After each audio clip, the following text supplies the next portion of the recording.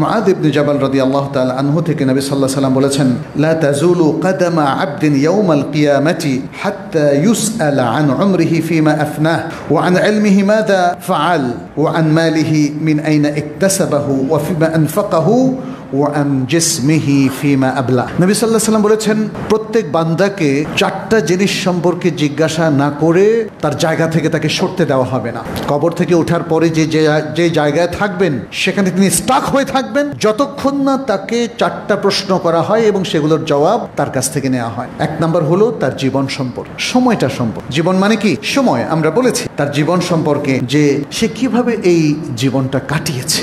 তাহলে আপনার প্রত্যেকটা সেকেন্ড কিন্তু এর মধ্যে শামিল। আল্লাহ বলবে না যে 1975 সালে কি করছো, আর 95 সালে কি করছো, আর 25 সালে কি করছে। তিনটা প্রশ্ন নাকি হয়ে গেল না।